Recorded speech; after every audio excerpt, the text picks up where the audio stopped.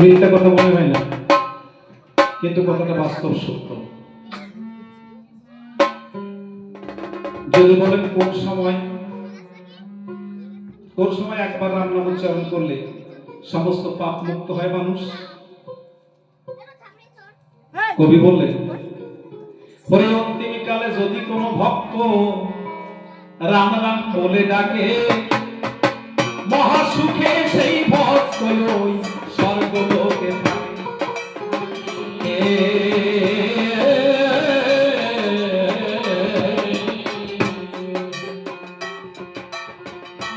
মানুষের মৃত্যুর পূর্ব মুহূর্তে সে যদি একবার মুখ দিয়ে রাম নাম উচ্চারণ করতে পারে, তাহলে সেই মানুষ জন্ম মৃত্যুর পরপারে যেতে পারে, তার আর জরা মরার ভয় থাকে না। একজন মানুষ যখন মারা যায়, দেখবেন তার পাশে থেকে আপন স্বজন যখন মারা যায়, একজন মানুষ কিন্তু ধপ করে মরে যায় না। যখন মারা যায় তখন আস্তে আস্তে হাতের নাড়িটা সরে যায়, হাতের নাড়িটা পাওয়া যায় না। কান আছে, ডাকলেও আর সাড়া যায় না, কান বধির হয়ে যায়। চোখ আছে, দেখতে পায় না, দৃষ্টিহীন হয়ে যায়।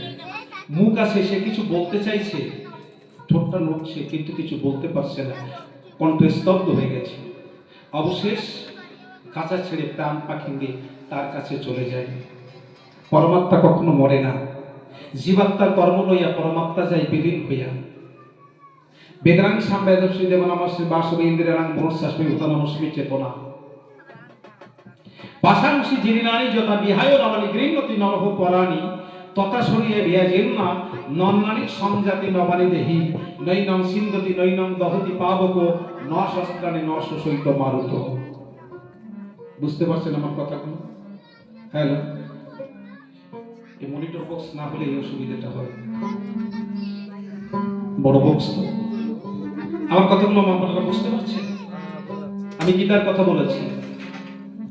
বাসাংশী জীর্ণানি যথা বিহায় নবানি গৃহণতি নরহ পরাণি তথা শরীরানি বিহা জীর্ণা নন্নানি সংজাতি নবানি দেহি নৈনং সিন্ধতি নৈনং দহতি পাবক ন শস্ত্রাণি ন শোষিত মারুত। তার মানে সংস্কৃত কথা তো,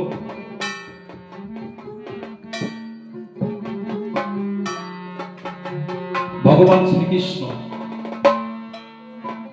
অর্জুনকে বুঝাবার তরে একটা বস্ত্রের সঙ্গে দেহের তুলনা করে। দেহ আর দেহি আলাদা। আমরা যে মানব দেহ ধারণ করে আছি, এই দেহটা কিন্তু আমার নয়। এই দেহটা আমি পেলাম কোথায়? তিন গুরু ঐক্য হয়ে অষ্টাদশ রশ্মি সেই সাথে ঘর বড়াই দিয়েছে ঠিক করে।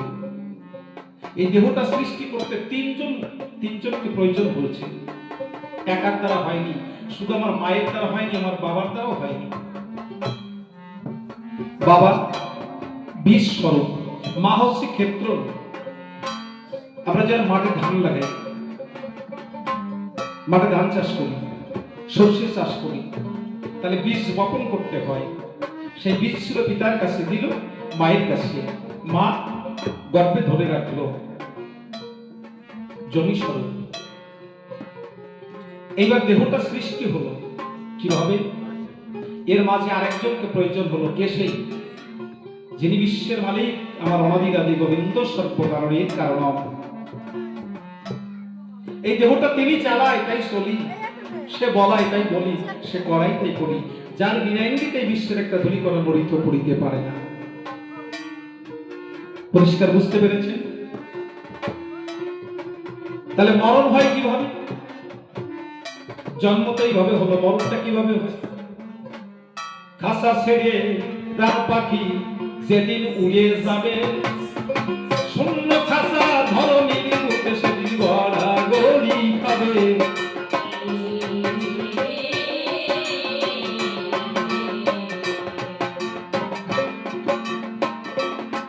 আমরা একটা মানুষ যখন মারা যায় কান্নাকাটি করি, তাই আরে আমার আপন স্বজন মারা গেছে, কিন্তু যেমনি মানুষ তেমনি আছে, মনে হচ্ছে মানুষটি ঘুমিয়ে আছে, তার মধ্যে কি নেই কি, শুধু বাতাসটুকু বেরিয়ে গেছে, এই বাতাসটুকু হচ্ছে ভগবান।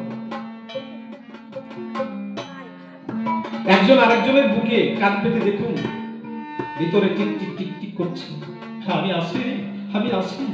এই মানুষটি কে? এই মানুষটি হচ্ছে আমার পরম বান্ধব অনাদিকালী গোবিন্দ। তিনি যতক্ষণ দেহের মধ্যে রয় ততক্ষণ দেহ সচল রয়, তিনি যখন চলে যায় তখন এই দেহের আর কোনো মাতব্বরি থাকে না, সচল দেহ অচল হয়ে দোলায় গড়াগড়ি খায়। নৈনম সিদ্ধতি নৈনম দহতি পাবক ন শস্ত্রাণি ন শোষয়িত মারুত। একটা অস্ত্র দিয়ে এই দেহটাকে কেটে টুকরো টুকরো করা যায়, কিন্তু দেহের মধ্যে যে দেহি আছে তাকে কাটা যায় না। মৌরূপে সব ভগবান জীব দিয়ে বিরাজমান, বরুণ ইহাকে পচাতে পারে না, বাতাস ইহাকে শুষ্ক করিতে পারে না, নৈনম দহতি আগুন ইহাকে পোড়াতে পারে না। আমরা আগুন দিয়ে কি পোড়াই? পঞ্চভৌতিক দেহটাকে পোড়াই। ক্ষিতি অত্যাজ মরুদবম পঞ্চতত্ত্বে পুড়ে বম। কবি কি বললেন? হায় রে ওরে মাতা পিতার আমন্ত্রণে আসিয়া সেই কারিগর, দেখো কি চমৎকার ঘর বানাইছে মাত্র 2 ফুটির উপর, মাত্র 2 ফুটির উপর। হায় রে পিতা মাতার আমন্ত্রণে আসিয়া সেই কারিগর, দেখো কি চমৎকার ঘর বানাইছে মাত্র 2 ফুটির উপর, মাত্র 2 ফুটির উপর।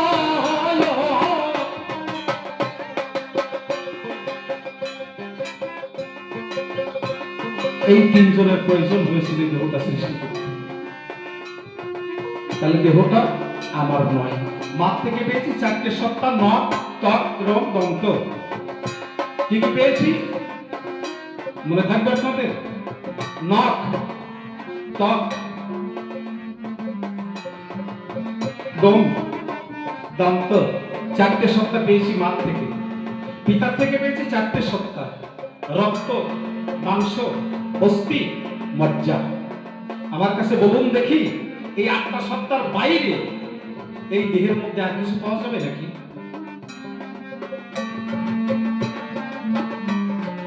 পাওয়া যাবে? যাবে না। আর যেটা সেটা ধরা ছোঁয়ার বাইরে, সেটা হচ্ছে গুরু শক্তি হচ্ছে 10, 18টি মোকামের মধ্যে ফেরে মহারস। কিছু ভালো কথা বলছি।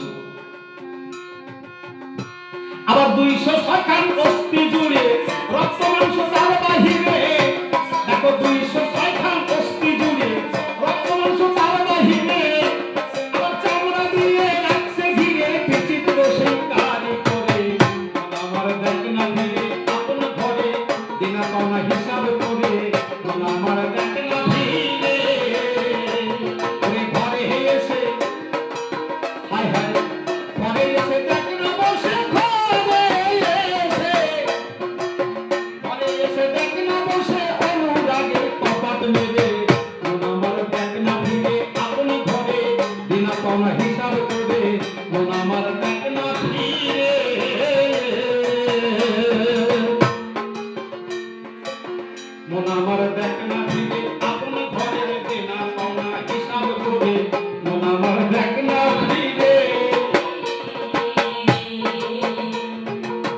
আপনাদের যে একতলা বাড়ি করে কত টাকা খরচ হয়েছে তার তো হিসাব থাকে, হিসাব করেন না? যে আমার 5 লাখ টাকা খরচ হয়েছে এই বাড়িটা করতে, হিসাব থাকে তো? এত টাকা সিমেন্ট লেগেছে, এত টাকা ইট লেগেছে, এত টাকার বালি লেগেছে, এত টাকার রড লেগেছে, এত জন্মজুর গেছে, এটা হিসাব থাকে তো? কিন্তু দেহঘরের হিসাবটা করেছে? দেহঘরের হিসাবটা মিলেনি। এই দেহটা আমার নয়। জগতে যে কয়দিন আমি গোলাদিন এসেছি, যেদিন আমার গোলাদিন ফুরিয়ে যাবে, সুন্দর পৃথিবী ছেড়ে আমাকে একদিন চলে যেতে হবে। আমি কাউকে সঙ্গে নিয়ে আসিনি, কেউ আমার সঙ্গে যাবেও না। ভাই বন্ধু আত্মীয় পরিজন, এ হচ্ছে শুধু মায়া মোহের বাঁধন। পথিকে পথিকে যেমন পথে পরিচয়, তেমনি মতো এই সংসার মায়ার অভিনয়।